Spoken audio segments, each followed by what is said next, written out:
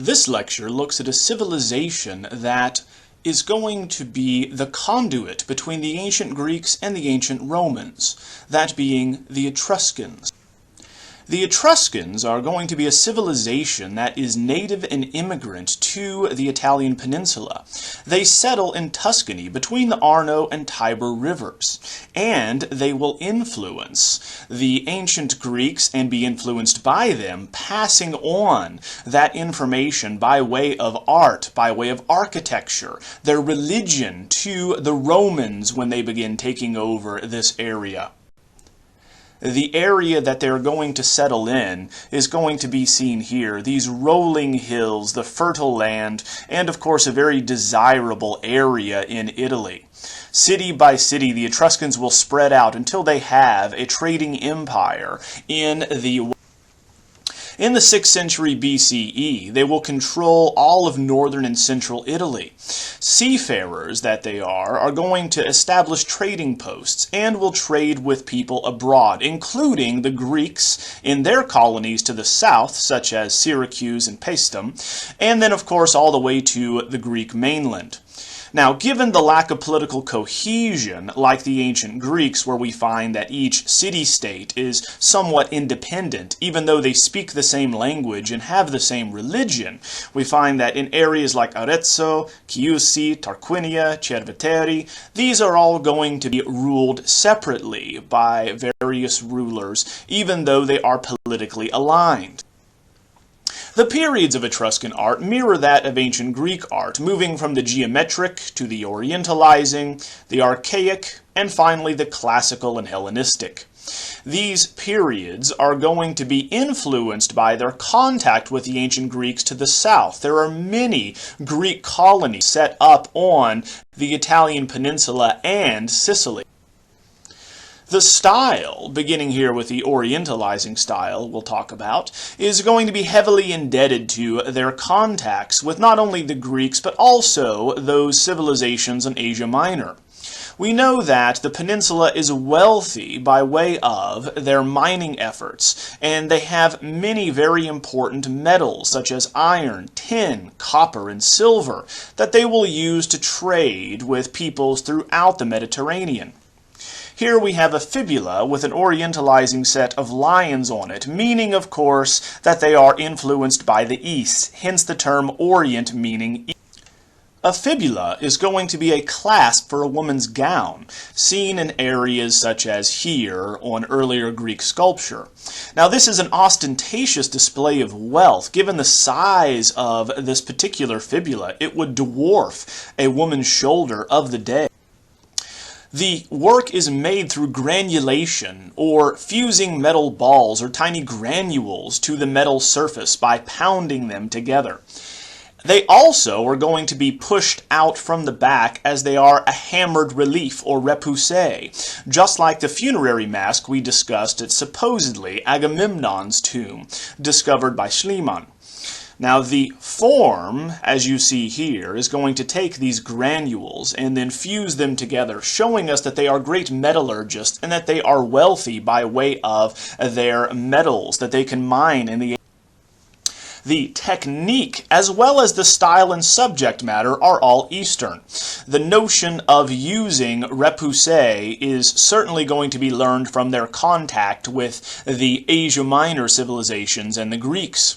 As well, the notion of showing a lion, which is not native to the Italian peninsula, we must remember, in profile here is also going to be influenced by those Near Eastern civilizations, hence the term orientalizing. The style of architecture as we move into the archaic period also mirrors that of the ancient Greeks and their temples in the south, such as the ones we already looked at, like the Temple of Hera I. Now, archaic temples, as they are going to be developed in ancient Greece, are going to have freestanding columns on all four sides. This will not be the case for the Etruscans, who build temples that are going to be largely made of materials that do not stand the test of time. Hence, we only have their stone bases, the rest of it made of terracotta, wood, and other materials that tend to rot over time. Now this departs radically from Greek models that are going to survive from the area, because we find the materials, of course, are going to be different, how they are decorated are going to be different here, as well as how we approach and appreciate. With Greek temples, we should note that they have stone columns on all sides, as well as the entablature. Only the roofs are going to be made of wood and terracotta. For the Etruscans, it's all made of material that is eventually going to wash away. And so we find that only the bases survive. Now we find that the columns that are freestanding are only seen on the front of Etruscan temples. Hence there is only one approach that we can take to these structures. The Greeks designed their temples to have multiple areas of approach, to walk around the temples and see the decoration on all four sides. So even though it resembles a Greek Doric order temple, we find that the Tuscan columns that are unfluted here, made of wood, are going to have bases, which is unlike the Doric order for the Greek. On the interior, we find there's a difference as well. The Greeks will only have one cella or naos for one god. Hence, the Temple of Hera 1 is dedicated only to the goddess Hera. For the Etruscans, their temples very often have 3 shrines, much like we see on the Minoan civilizations or the Cretans. So here we have their chief gods being Tinia or Zeus, Uni or Hera, and Minerva or Athena. These chief gods will be bequeathed to the Romans as the Capitoline Triad, and their chief deities becoming Jupiter, Juno, and Minerva.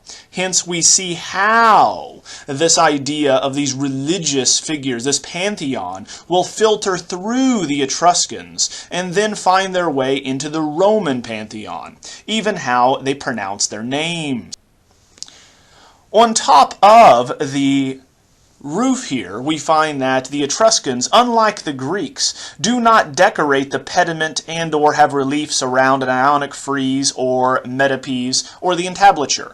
Instead, their decorations are going to find life-size statues on the peaks of temple roofs, and they generally are made of terracotta, hence they do not survive intact.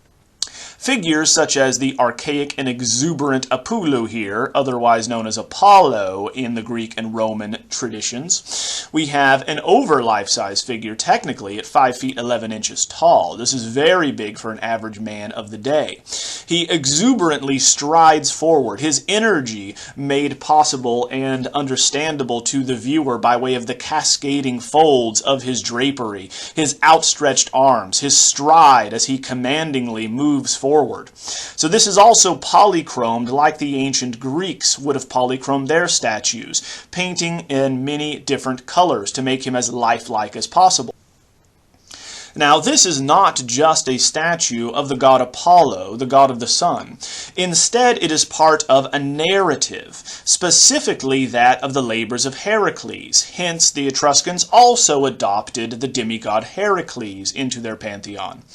Here, the third labor of Heracles is shown, where he is asked to capture the golden stag of Artemis. This golden stag, which is a female deer, but has golden antlers and could outrun an arrow in flight, is sacred to Artemis, who's going to be Apollo's twin sister. Hence, Apollo demands the return of the beast that Heracles is going to capture. Now we find that he could not fire an arrow to bring the beast down, so he had to outrun it, and of course bring it before the council to see that he had actually succeeded in this.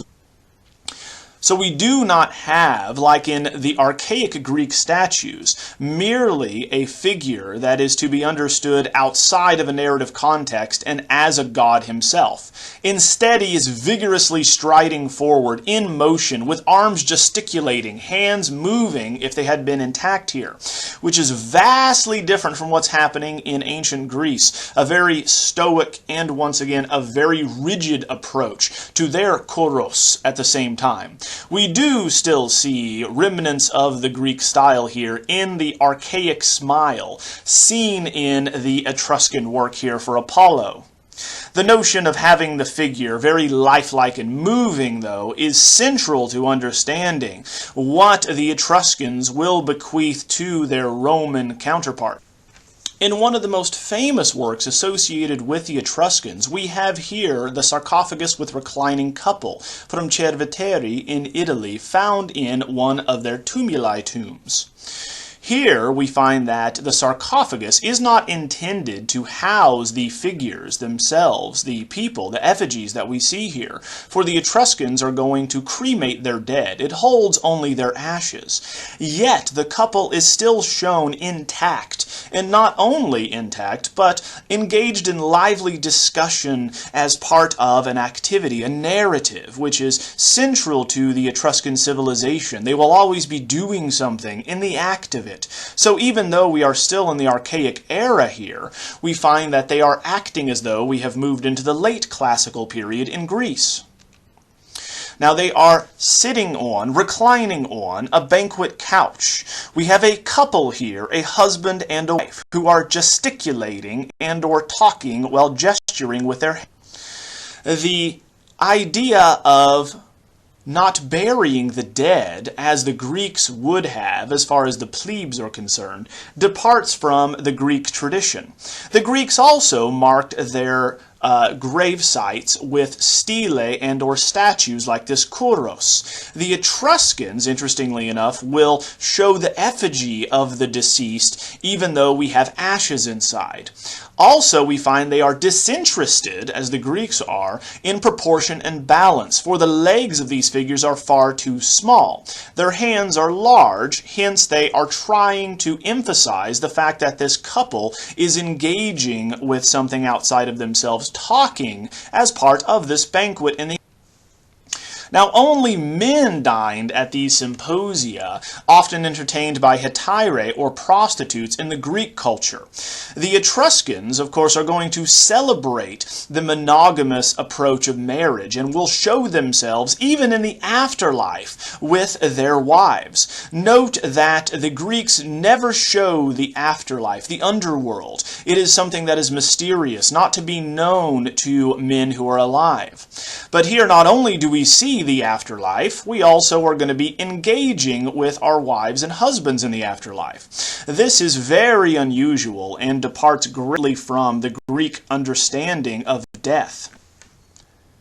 While the Egyptians would show portraits of husbands and wives, we find that the Etruscans, showing them in the afterlife as well, are going to be much more lively and interested in this animated and lively gesticulation, as their hands are going to be moving, and this is of course emphasized in much of funerary art in ancient Etruria.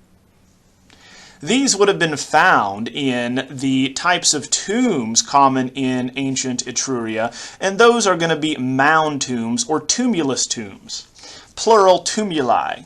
This necropolis is going to be built away from living cities. Hence, like the ancient Egyptians, the Etruscans understood that the dead still lived in an alternative plane of existence, an alternative space that still existed here on our plane. So they needed a place to live. They needed the same types of materials that they did while they were alive in order to still enjoy their eternal afterlife.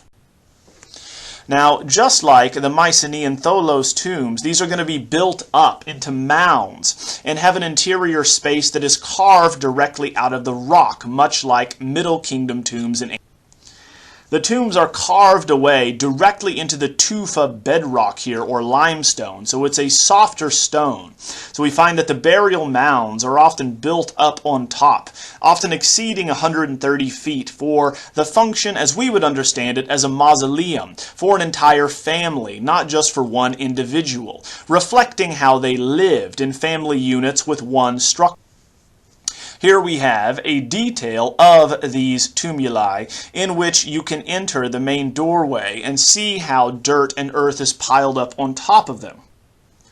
On the inside, they resemble the houses of the living, thus we can reconstruct what daily life was like in ancient Etruscan life, in which we find there are beds inset into the sides of the walls, armchairs for sitting and relaxing, footstools, windows, and various tools.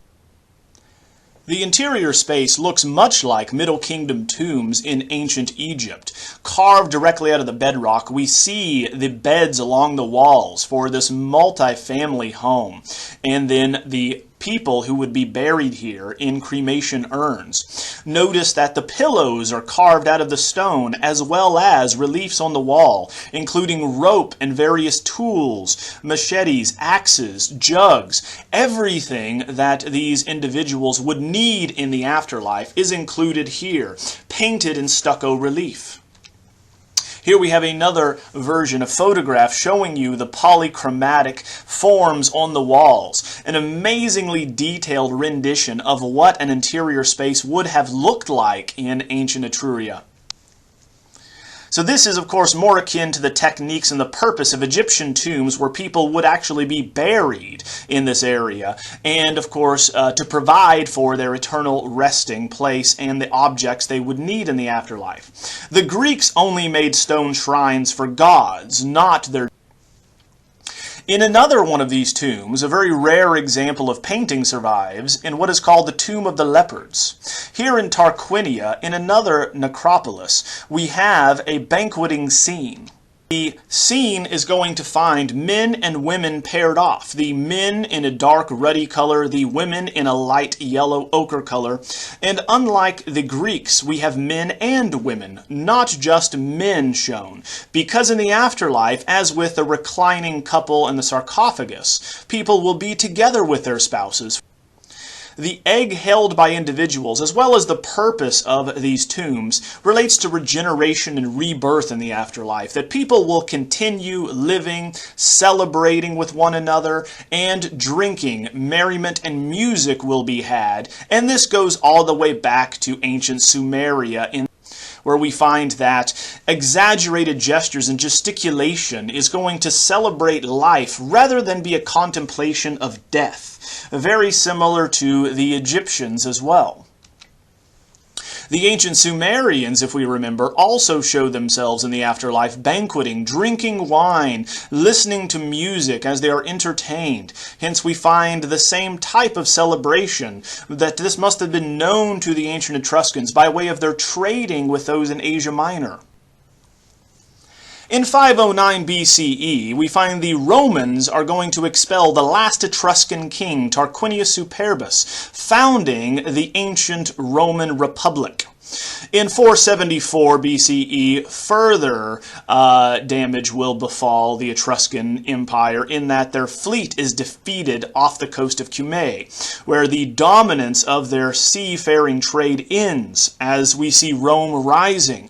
At this time, not surprisingly, tomb furnishings decline, and instead of bronze and terracotta, we're going to find that we have less expensive and elaborate materials that are used. But with the rise of Rome, we find Etruscan art will be very valuable and in demand for the new civilization on the rise. Therefore, even the symbol of ancient Rome itself, seen here in the Capitoline wolf, is going to be made by an Etruscan artisan. In the archaic form and, of course, style, we have this she-wolf snarling, looking out at us, ears raised, perked up by our presence, threatened by us. We know she is a she-wolf because we have the sagging teats below her feeding the later editions of Romulus and Remus. This is a hollow cast bronze that is larger than life size. Now, the twins below are going to be added later in the 15th century by the Florentine sculptor Antonio Palladio. The story shown here is distinctly Roman and records the Roman foundation myth that fills in the gap between the fall of Troy and the founding of Rome in 753. Here we find that Aeneas, the surviving Trojan from the royal family, will found Lavinium after, of course, his wife Lavinia. His son, Ascanius, is going to found Alba Longa. Hence we find that the Romans will eventually go to war with the Albans.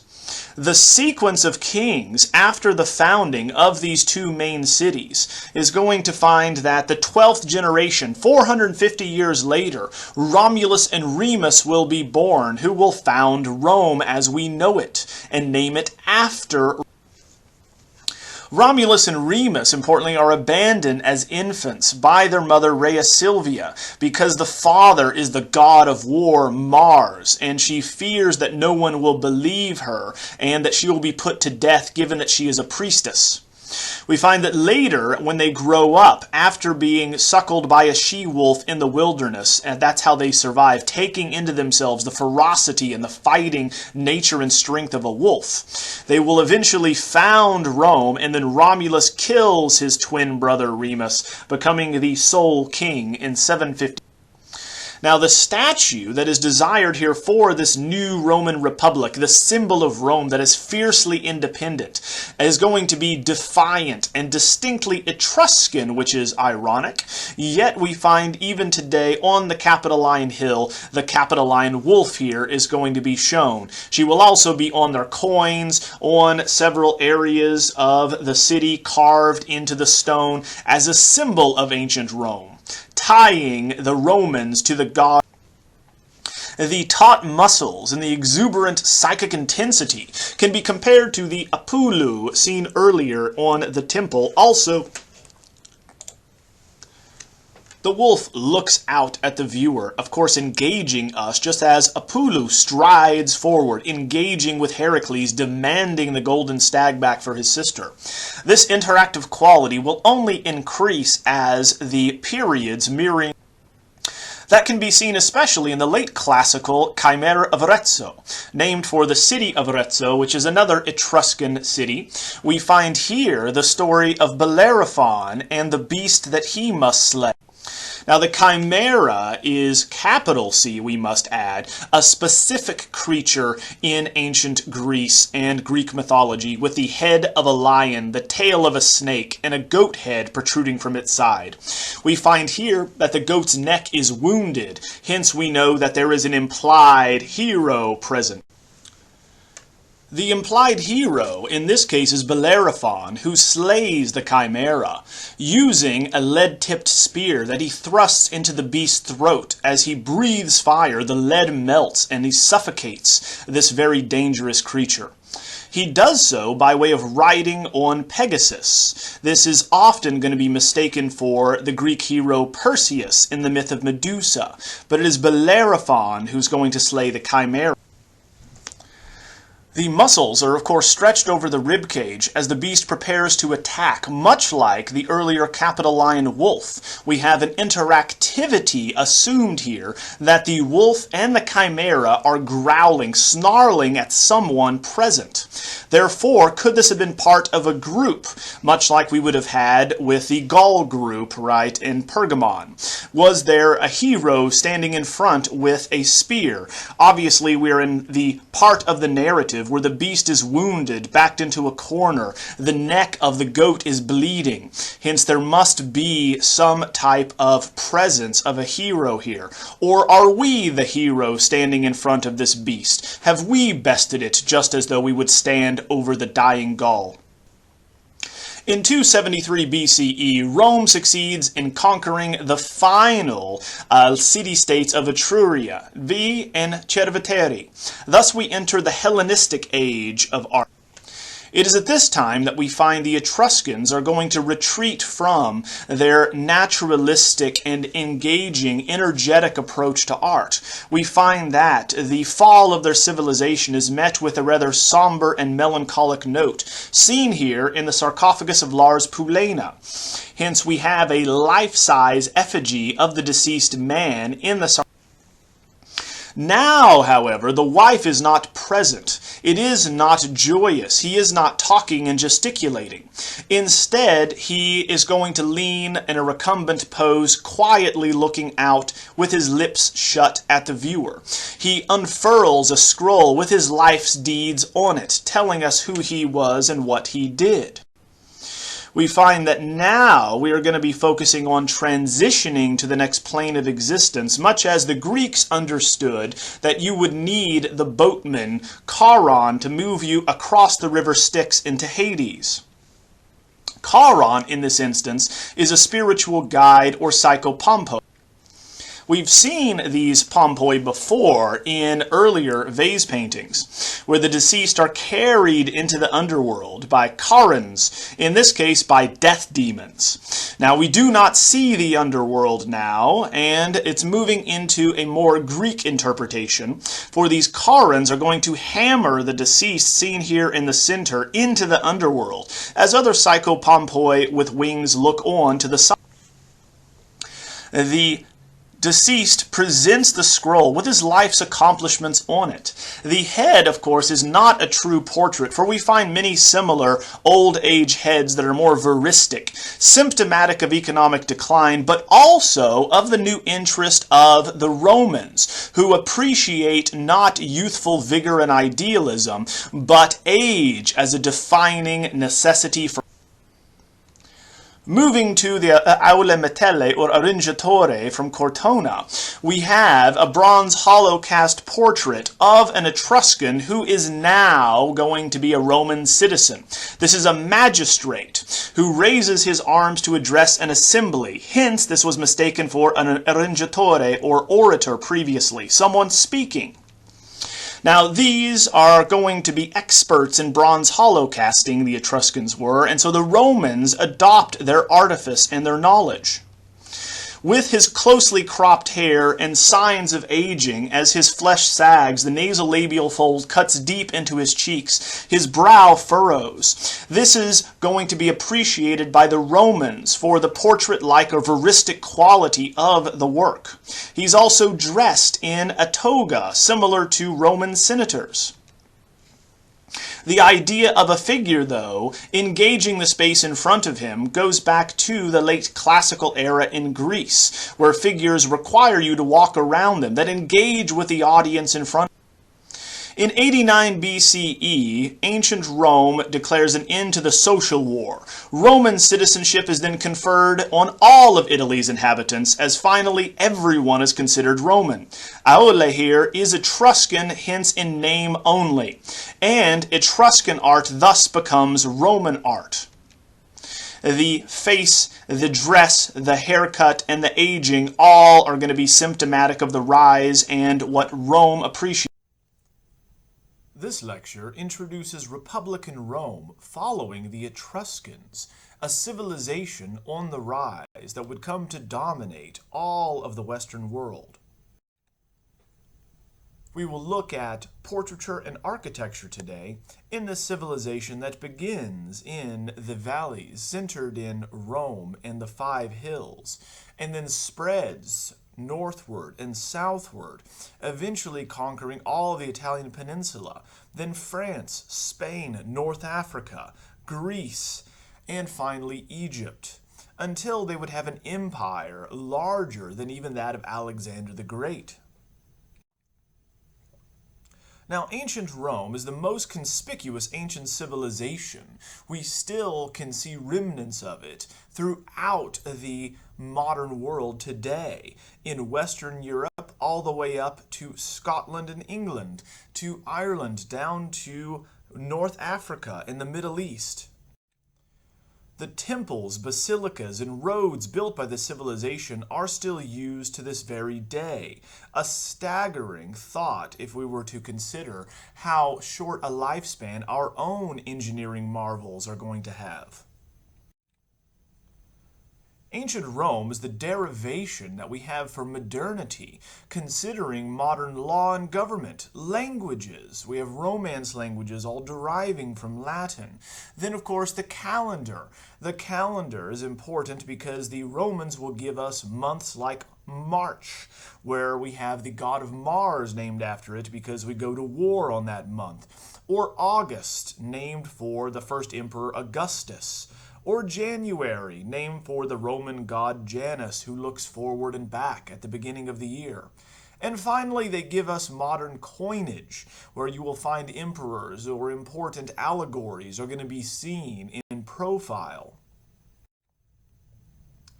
The Romans, however, were not artists. Instead, they are farmers and fighters, Livy will tell us, the famous Roman historian, and so they do not invent the style that we will look at today.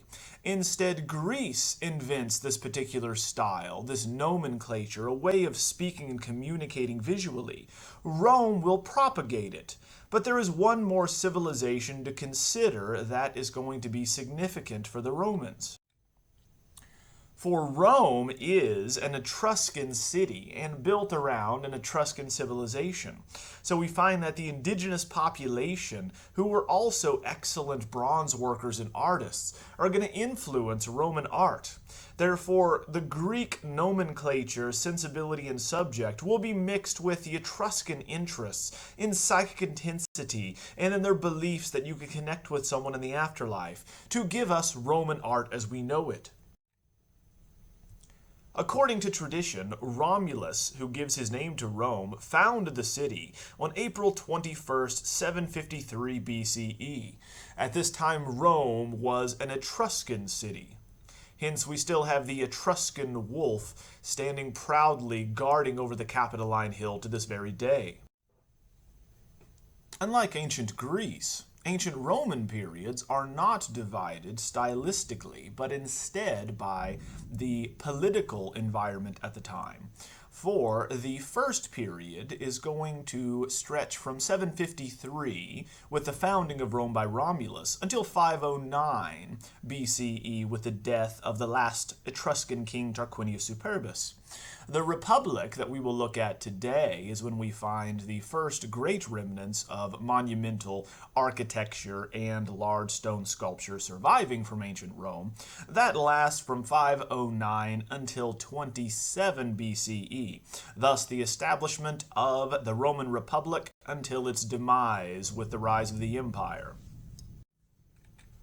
The Roman Republic, we're told by Roman historians, begins with the overthrow of the Tarquins, a family that was ruling in the area.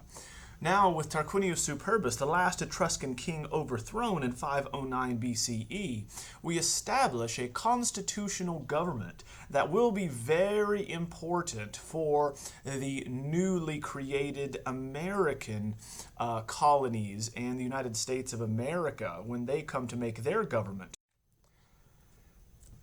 The Republic is going to be ruled by a Senate, from the Latin senectute for old men. Hence you have senior citizens or a council of elders, with 2 elected consuls holding the most power, but that could balance out one another, check one another in this 2-party system, much like we have our own system of government based on. In times of crisis, a dictator could be appointed to command the armies. And of course, the only danger, as we know, that leads Rome down the path to empire is that perhaps these dictators do not wish to give up their power. Slowly, the Romans are going to begin conquering their neighbors in the 8th century to the 6th century. Then, after conquering the Italian peninsula and the Samnites and Greeks to the south, they move to the Gauls to the west in modern-day France, down to Spain, down to North Africa where they conquer the Carthaginians, and then over to the Near East. In 211 BCE, we're told that Marcellus, the Roman general, conquers Syracuse, a Sicilian Greek city, where he will then bring back the spoils of the city's artistic patrimony. Thus, according to the Roman historian Livy, the craze for works of Greek art had begun. Now, the Romans get a taste not just for farming and fighting, but for art and its expressive and propagandistic possibilities. We find even greater exposure to Greek art will come in 146 BCE, when the Roman province is going to be made of Greece. And then in 133 BCE, the last Attalid king of Pergamon wills his kingdom to Rome. Eventually, of course, Cleopatra will rule her kingdom of Egypt to the Romans as the last Ptolemaic ruler. Rome was able to spread so quickly and maintain a presence in these areas, improving infrastructure, building quickly, using their secret weapon, which was concrete. And with this new building material, they are able to make a series of structures of various shapes based on the Roman arch. As you can see in the upper center, we have a standard barrel vault where you have an arch that is continued along an axis forming a ceiling or a roof. That is the most simplistic way in which we can use an arch to make a structure. Putting them end to end, right next to it, you have a groin vault where they come together in a T-section or T-shape, if you will. This, of course, allows a greater sophistication of interior spaces, leading to the fenestrated sequence of groin vaults where there is a clear story and windows above, until finally we have the envy of the world in the lower right-hand corner, the hemispherical dome with an oculus. Thus we find that it is an arch spun around a central axis, leaving open the section at the top to the sun for ventilation and to relieve weight. With their newfound engineering technology, the Romans spread far and wide, leaving their footprint all the way to the Middle East, all the way down to Africa and up to the UK. In each one of these new Roman towns, we needed to have temples, amphitheaters, large structures.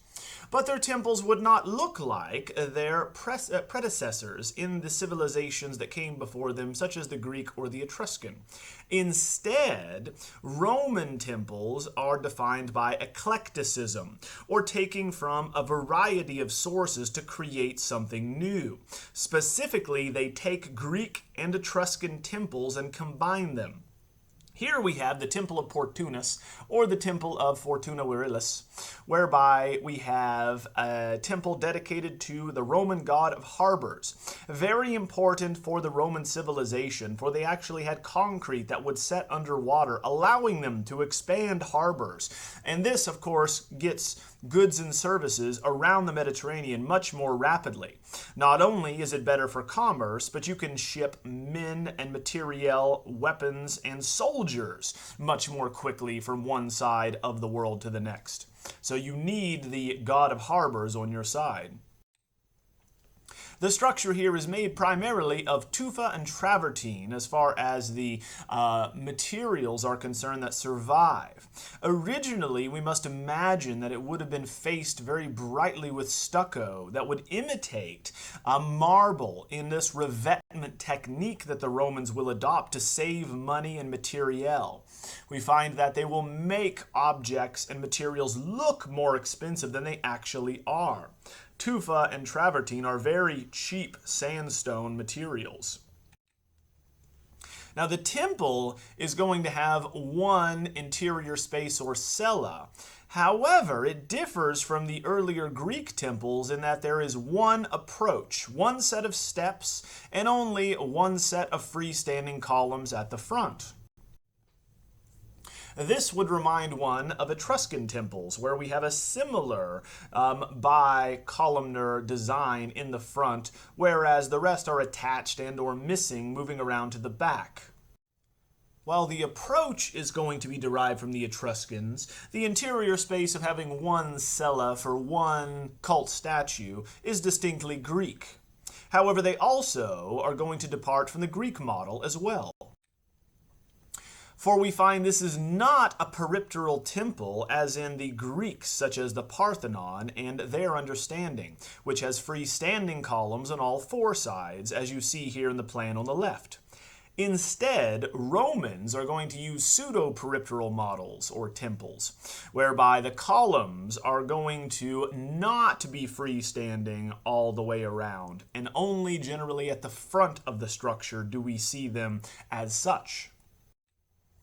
So you can see that in ancient Greece, we are meant to walk around the structure. Sculpture is going to be located on both pediments, all the way around in the metopes, the triglyphs, the Ionic friezes. This is going to be a sculptural ensemble. Instead, here in this Ionic column in order for the Temple of Portunus, we have a structure that is designed to be on the front of it. It is not designed to pull you around the back of the structure. Therefore, this is uniquely Roman in approach, bringing together the designs of the two civilizations that most influenced the Romans in their religion and in their architecture. Another temple, which is going to be entirely unknown to the Etruscans, thus the Romans would have modeled it on Greek precedents, is going to be the Tholos temple, or a circular temple from the Greek word. So Tholos temples are almost exclusively reserved for goddesses in ancient Rome. This one is dedicated to Vesta, otherwise known as the Greek goddess Hestia. The circular temples and shape here go back to ancient Greece. As we discussed, Aphrodite of Knidos would have originally been located in one of these circular temples, allowing one to see her in the round. These also were dedicated and associated with goddesses. The circular plan, in this case for the goddess of hearth and home, who was very central and important to Roman religion, is going to, even though it is circular and even though it has freestanding columns that are going to spiral around it, it still only has one directionality, one way to approach it. The travertine Corinthian columns are also going to be modeled in Greek precedents with garlands that are going to be held up by oxen heads or on Greek models. Hence, what you do at a temple is sacrifice, generally hogs or bulls, to the gods and then burn them out front in this feast. So we find that the bulls are the sacrifice, the garlands with fruit and flowers are the promise of fertility and new life for which the gods will give us favor. As mentioned, we still only approach the cella by one direction. The steps only go to one part of the structure. There are not steps all the way around. And you can see here at the Temple of Vesta, what has survived is the undertrappings, if you will, the concrete itself, showing us how it was actually assembled, how it was built. So the cella wall, importantly, is not made of stone, as you see here, but commenta, if you will, these tiny stones or aggregate that are held together by concrete, or a lime mortar volcanic sand and water mix. So we find that this new material of concrete allows the Romans to build incredibly quickly and cheaply. You can have an army of slaves, and these were primarily built by slave labor, carrying bags of concrete and or barrels up hills, up any terrain, mixing it on the spot and pouring it into any shape that you can imagine. This allowed for very cheap, durable structures. They realized that this volcanic sand called pozzolana, and there are lots of volcanic areas in Italy and the peninsula, they realized that when mixed, the sand would dry and set very, very concretely and much more securely than earlier versions of concrete. It will even dry underwater, they found. Turning to Republican portraiture, we have a different tradition that exists in Rome than that of Greece. Here you have a patrician carrying portrait busts of two ancestors, otherwise known as the Barberini Togatus. Now, in these life-size sculptures, we have the portrait of an aristocratic man, right? Or a patrician, an upper-class man, holding portrait busts of his male ancestors. So we find that patrons from distinguished families with a proud lineage and a proud name, say like Julius Caesar, would keep these imagenes, these likenesses of their ancestors in cupboards in their homes.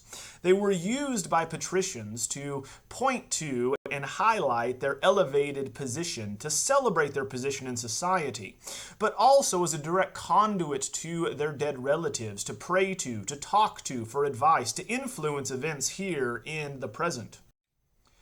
This tradition began in ancient Rome very simply by making actual wax death masks, that at the funeral they would pour molten wax over the deceased face and then peel it off. This is a very simple, low-tech way to retain an image, a likeness of one's dead relative. These transition to more permanent sculptures carved of marble as the centuries wear on in the Republican era. And how they will show these men, not women importantly, is going to be quite significant, for they value age, they value experience, and these things attach to Republican senatorial characters. Now, to differentiate the Greeks and the Romans, we should note that all of the herms or portrait busts we've looked at in this class thus far have been Roman copies. The Greeks would have been horrified at the idea of having someone's head represent them. That would have been a disembodied head to them. For the Greeks, portraits are always full length. They always include all the way from head to toe. So we find that the Romans, however, can abstract, can separate their understanding of a person from, once again, their entire body. They can be represented by their face alone. Now, the ancient Greeks preferred, by and large, idealized portraiture that would remove any flaws, signs of aging, and/or imperfections. Thus, they wanted the measure of everything to be that of man. The cosmos and everything mapped out in the universe is a perfect man. For the Romans, they value age because only elders hold power. They will appreciate and commission veristic portraits that records advanced age and even exaggerates the blunt characteristics of aging. So veristic, of course, means truthful. That we have here a truthful portrait of an old man. Turning to Pericles and his idealized portraits we looked at from the High Classical era, we should note that even though he's shown as a mature man with a beard, there is not a wrinkle on his face. We do not have any crow's feet. There is not a nasolabial fold on his cheek. We do not have wrinkles around his brow. He is perfectly smooth like a god. On the other hand, we're exaggerating the effects of aging with the portrait head of an elder here, where we find these deeply incised grooves and wrinkles in the forehead. We find that the eyes are inset with bags under them. We find that the cheeks now are going to sag as jowls are going to fall off of the side of the face. All of these emphasizing the effects of aging, not hiding them. So here we have the portrait head of a man or an elder from Scopito, and this one also shows the same effects, these exaggerated effects where the skin will sag and droop, where we find we'll deeply incise and cut these incisions to suggest the effects of aging because of what it represents. It represents for them someone who has lived that long, who is serious, experienced, determined, and loyal to the Roman Republic. These were the virtues that were so admired at the time, so you show that you and your family have them. You have a right to be in control and in power. Now, the Romans believed the head alone constituted a portrait, or could constitute a portrait. The Greeks always, as in the example here of Demosthenes, always believe it should be full length. So, with this disjuncture between the body and the head, we find some very interesting combinations in ancient Roman portraiture. Oftentimes, we would see veristic heads, obviously because they appreciated what it represented with the age, but placing them on incongruous bodies that are much more youthful and perfect and idealized. In this instance, we have the portrait of a Roman general, obviously over life size at 6 feet 2 inches tall. We would have had a massive man at the time at that height. We know that it is supported by a cuirass at the base in the bottom right here, which is going to be the chest plate or the armor that Roman generals wear into battle. So we know and identify him as a soldier, as a general. The body, in turn, is modeled after those Greek athletes that were so admired and copied ad nauseum by Roman portrait artists and their patrons. So we find here that we are referencing the ideal human form and potential, but still retaining that interest in experience and age. That, of course, comes with power. So the patrician cultural superiority is here combined with that veristic portrait and this heroic status that these families had shown through the body. Obviously, his body would not have looked like this as a middle-aged soldier. It is important to remember that only freemen could possess family portraits. Slaves, under Roman law, were in fact property. However, when they were freed, very commonly slaves would commemorate the new status and this event by commissioning portraits, because they are now Roman citizens when they are freed and can own property, including buying other slaves themselves. We need to remember that slavery was considered a social necessity in ancient Rome and was practiced all over the ancient world. This is not something unique to the Romans. They, however, did have an institution built around it, and there were many more slaves in the Roman Republic than elsewhere. So by the end of the Republic, when a census was taken of the city of Rome itself, they found that there are 2 million slaves, or 1 for every 3 citizens in the city itself. This allowed the extravagant lifestyles that we read about in ancient Rome, these lavish parties, these, once again, these decadent gatherings, and once again, these symposia are only possible. Leisure is only possible when you have someone to do all of the housework, all of these domestic duties for you. Now, very often when slaves are freed, they're going to become slave owners themselves, and very often take the name of their original slave owner themselves as well. Here we have a funerary relief with portraits of the Gessi. They are going to be on either side of their master who freed them at his death. And this was considered common, that at your death you are expected to free the slaves in your employ. So here we're going to have these former slaves taking their patron's name, which is the same as what we see in 1865 in the American South, and why we have so many African Americans named Jackson, Johnson, etc. These were the owners of the slaves. So here we have Publius Gessius in the center, who was the owner, shown very elderly here because he's dead. Off to the side we have the wife, Gessia Fausta, and her husband, Gessius Primus. Well, note that women take the name of their husband and or the husband's family name. Hence, the last name of Publius Gessius is going to turn into her first name, Gessia, and it turns into the masculinized Gessius for her husband. What is interesting to note here is that Gessia, the wife, is the only one living when this is commissioned in 30 BCE. However, she is shown side by side with the dead. Hence, in the Roman religion, death does not break the bonds of a relationship. You can still talk to, converse with, and engage with your loved ones in the next life. Unlike the Greeks, for the Greeks, of course, believed that when you are dead, you are separated, you are severed from this life. You become invisible, like the invisible one Hades himself. Now, funerary processions are also going to reveal this belief, for here we have these floating registers or planes on top of which figures are standing as they're carrying the deceased, propping himself up here on his elbow to his funeral pyre. As women wail behind with children, men blow trumpets ahead and play, once again, flutes. This is going to be a procession where legibility is paramount.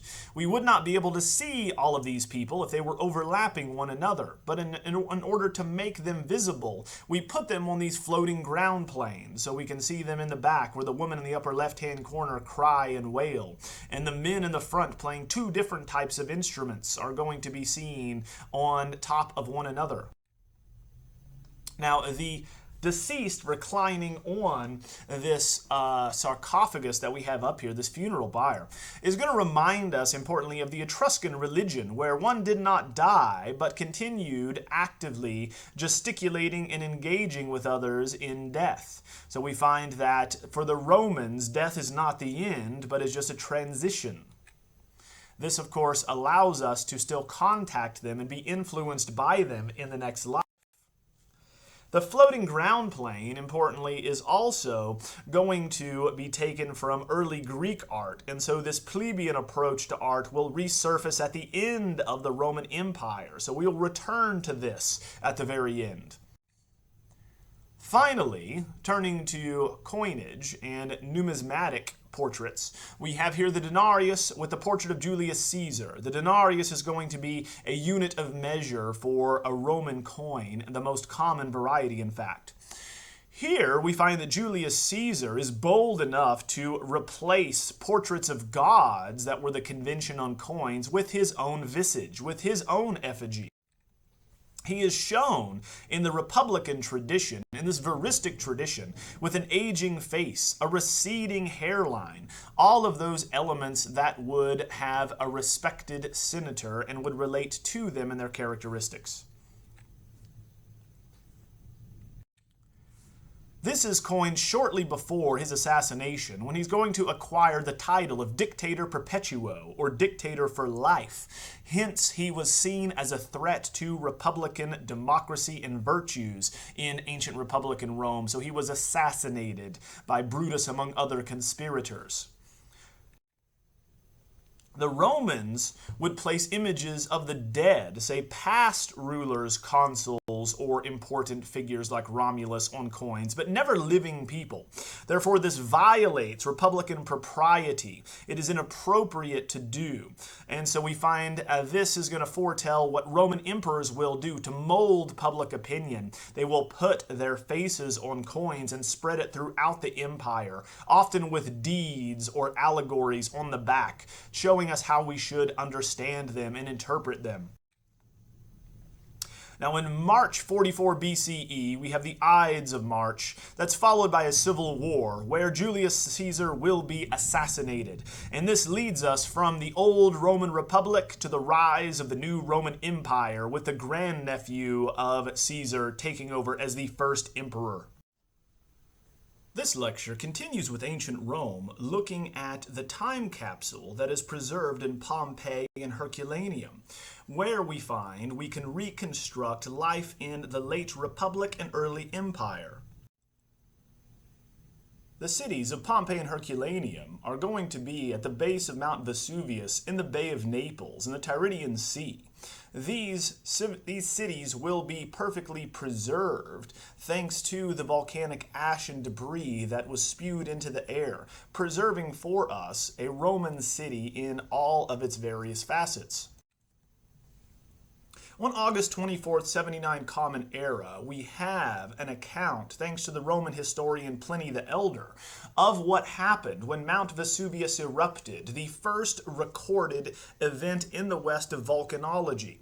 They had no concept of what a volcano was prior to 79. Here we find the civilization would have been buried for nearly 1,700 years. This allows us to reconstruct what happens in the late Republic and early Empire by way of domestic living, how many slaves a household would have had, money and or pets, a variety of things that we can do to reconstruct what daily life was like, including dentist offices and physicians. When the eruption first occurred, people did not initially leave. We find that Pliny the Elder is watching from across the Bay of Naples, safe from the eruption itself, and he records all stages of the event. Later it was said to be the wrath of the gods, but Pliny the Elder is going to be an early scientist, and so he records it as a geological event. The excavation of these ruins would not take place until 1700 years later, when in 1738 Herculaneum is going to be unearthed, followed by Pompeii in 1748, under the auspice and guidance of the first archaeologist and art historian, Joachim Winckelmann. The excavation of Pompeii still continues to this day, where we still uncover bodies that are very wonderfully preserved, showing us what happens when they are going to suffocate instead of burning to death. But we can reconstruct how many there were, the gender of these individuals, and then the households in which they lived. This is going to overlap the late Republican era as we transition in 27 BCE to the Empire when Augustus takes over, becoming the first emperor, until we move into the early imperial period in the 1st century Common Era. Pompeii, like all Roman cities, would have had specific structures that were required in order to entertain and worship the gods, as well as provide various domestic and religious opportunities for its inhabitants. We know that Pompeii is built between 200 BCE and 79 Common Era as a very wealthy port city on the Bay of Naples. The population is going to exceed 20,000 when the first earthquake hits in 62 Common Era. We know that repairs were still in progress nearly 2 decades later when Vesuvius finally erupts, the inhabitants having no idea the initial earthquake would have been a tremor related to volcanology. We know that Roman cities needed to have a forum, which is a public area or a place to gather like the agora for the ancient Greeks. Then they need to have a theater that is taken from the Greek civilization, where we have religious festivals and plays would be performed. Then we have an amphitheater, a separate structure that would have been used for blood sport that is specifically Roman. Here we find the forum, the center of civic life, where the roofs are missing on most of these structures because they collapsed under the weight of all of the debris spewed into the air by Vesuvius. The significance, though, of these central open-air gatherings cannot be overstated. We know that this is where you would have had a basilica, which is the main community center, if you will, gathering place or law court, as well as other places to exchange goods and services, to debate politics, etc. In the forum, you would have had the temple to the Capitoline Triad, the 3 most important gods for the ancient Romans, Jupiter, Juno, and Minerva. We find that the tripartite shrine they would have adopted from the Etruscans, as we discussed. Next to it, we have a temple to the god Apollo, the god of the sun, and then a basilica, which is going to be that secular center to debate in. That will be very important because the basilica will become the model for early Christian churches. Here we would have had daily commerce, just like in the ancient Greek agora carried out. Festivals would also be held here. The law court for the basilica is going to bring together the architecture, as with the temples of ancient Rome, of ancient Greece and Etruria. These earlier civilizations are going to provide the architectural know-how that the Romans will adopt and make their own. The large hall with side aisles and a clear story that is going to be the Roman basilica will become the model for these early Christian churches. However, what we would consider the most auspicious and obvious architecture that's associated with ancient Rome, we would turn to the amphitheater, which was begun shortly after the Romans took control of the city from the Greek outposts and colonists that were going to be here before. Now, amphitheaters, and when they are built, tell us that they are central to Roman civilization and are necessary to entertain the public at large. They do not generally charge for entrance, and so you find that the taxes in an area generally pay for it along with wealthy benefactors. It was seen as necessary as a kind of release valve, a social release valve, in order to keep the public in control. Now this is going to, like all amphitheaters, be large enough to seat the entire populace at the same time, because it seats 20,000.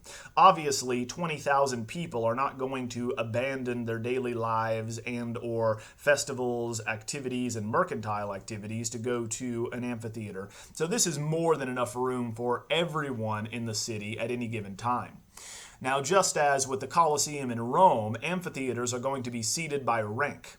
So just as Rome is going to be a military civilization, the seating is going to reflect that. So civilian life reflects military life in rank, all the way up to the emperor, or the general, right, we should say, in a military sense. The most wealthy members of society get to sit closest. Here, what we find with an amphitheater, literally meaning double theater, we take two Greek theaters and place them end to end. We combine them so they are now in the round. Greek theaters earlier are going to be built on natural hills or outcroppings so that the acoustics are going to naturally be reinforced and amplified. So the Greeks are going to choose the natural environment of the hilly landscape around them, while the Romans, true to their architectural nature, build artificial mountains out of concrete. So this is not going to be a natural hill, but is built up in a series of arcades, right, and or barrel vaults. The elliptical cavea seen here is the seating area that the Romans are going to invent to see in the round the events that are taking place and transpiring below on the sand, which of course is going to be in Latin arena. So in the arena where the action takes place. Looking at the side of the amphitheater here at Pompeii, you can see how they save materiel by adding barrel vaults. So these stacked barrel vaults are in fact going to support the weight of the seats, of the cavea, of the structure, which allow us to exit in all directions and enter in multiple directions. So these concrete barrel vaults are going to take less material and are stronger than a standard wall. So the double staircases, you can walk up and down either direction. Thus, just like the Colosseum, we have a very efficient method of getting people in and out. Again, when we hear the word arena, we think of the central place where action transpires in the center of these massive complexes.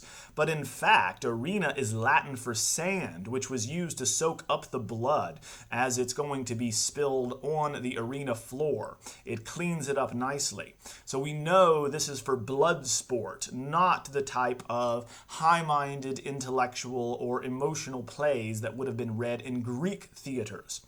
The architecture, and thus the function as well, is different from that of the Greeks. For gladiatorial combat and violence is going to be the main event that would be seen here.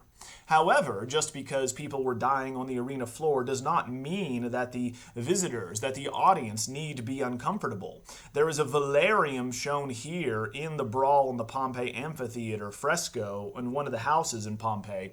And a velarium is going to be an awning and or a cloth that goes over the top of the seating, the cavea, so that you have been shaded and air conditioned if you're going to be here all day watching the games.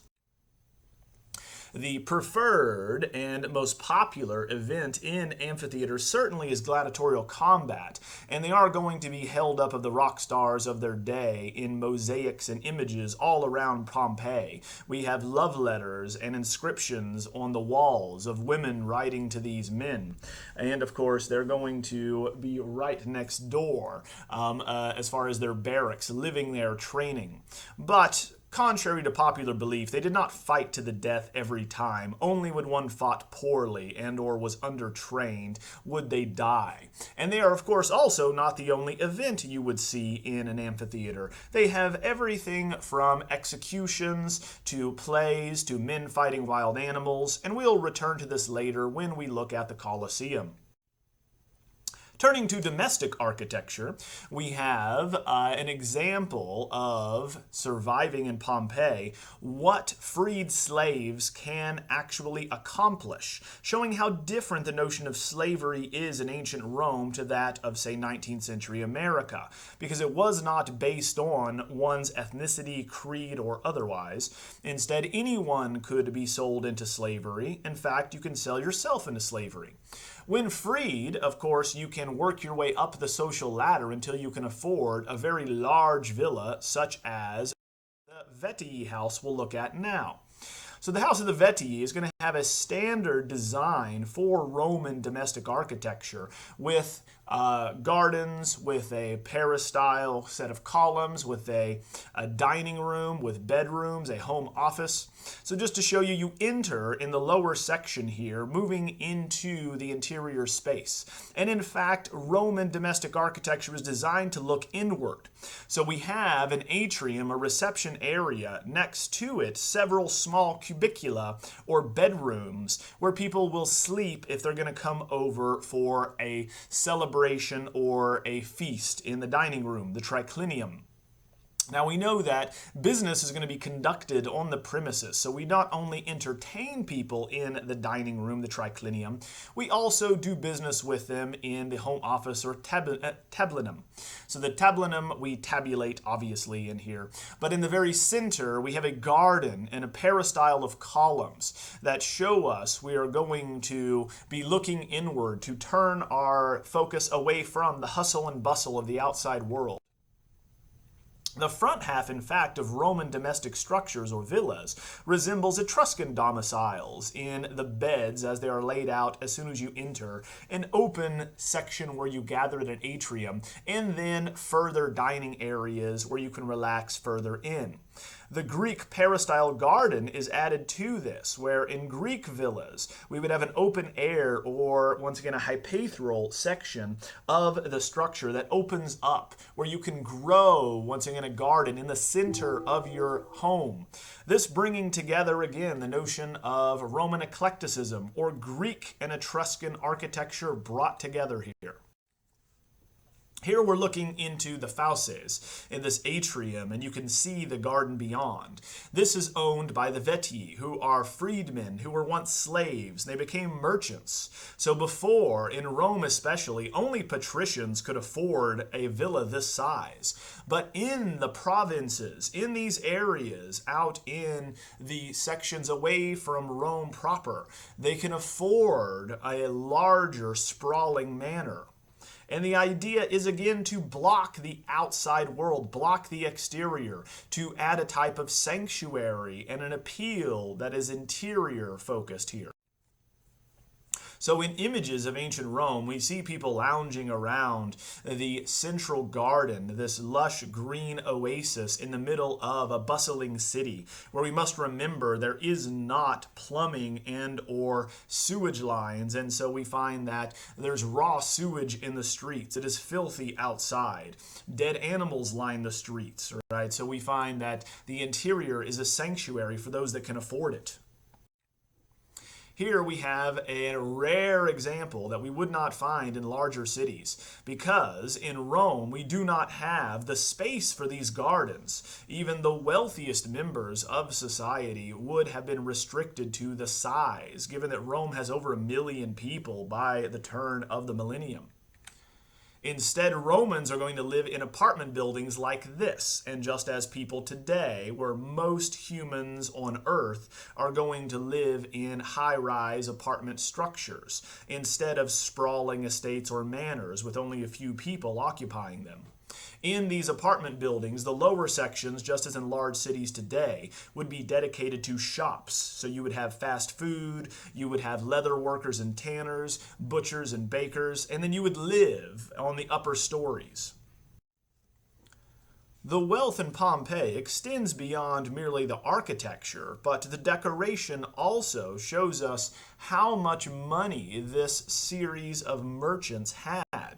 because the walls are extensively decorated all around in buon fresco or true fresco, painted on wet lime plaster.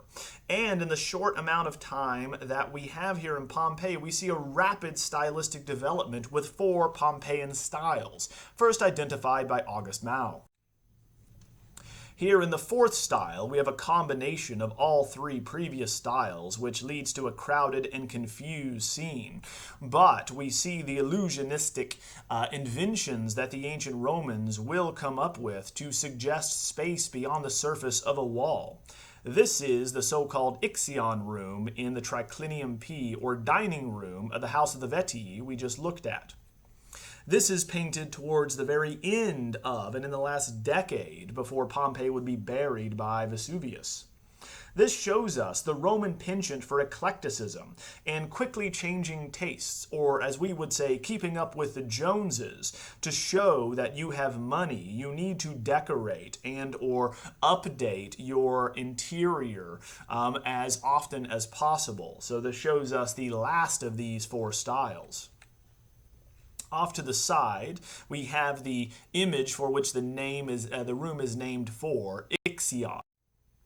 Here, in the Ixion painting, we have a myth that shows us the etiological explanation for centaurs and where they came from. For Ixion, immortal, dares to try to seduce the queen of the gods, Hera, Zeus's wife. So he punishes him by binding him to a perpetual wheel that spins forever in the clouds. He sets a trap for Ixion, making a cloud that looks like Hera, his wife. So when Ixion spies and falls madly in love with this cloud, he jumps on it and vigorously makes love to it. But when he ejaculates, his seed falls to the earth because it is a cloud. Up springs again Centaurus, the father of all centaurs. Now this is going to show the continued admiration for Greek myth and art, but is obviously meant to entertain and offer a way in which to inspire guests to discussion at dinner.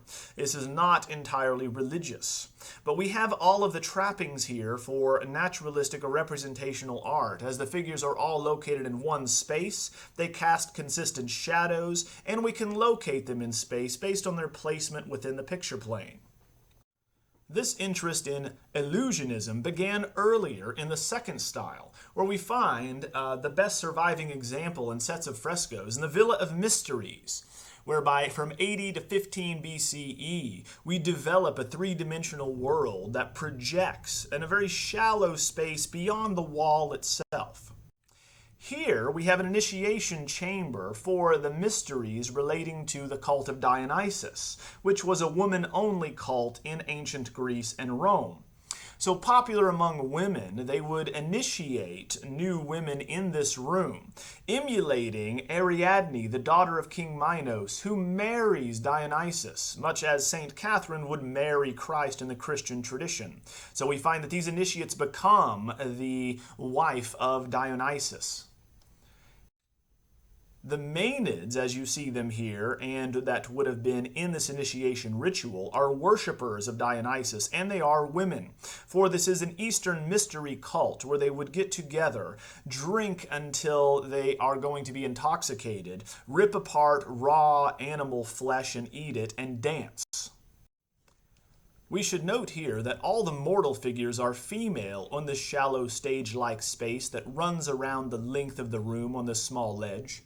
They are nearly life-size, as the same size as the figures that would be witnessing the images.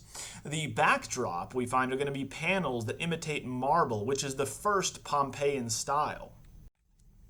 The actors move on this shallow illusionistic ledge that encircles the room, the space confined to this very narrow area.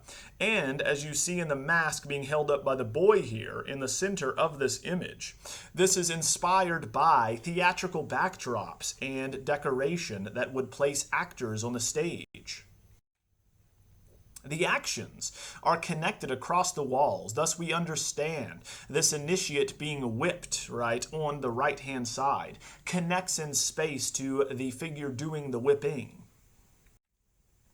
The subjects here are going to be Greek. They are all taken from Greek art. Maenads are going to be the female followers of Dionysus, as are these allegorical figures. But the design in the shallow stage-like space, these monumental figures that move beyond the wall, are distinctly Roman, and their interest in this ideal and ultimate picture window is only going to increase as time progresses.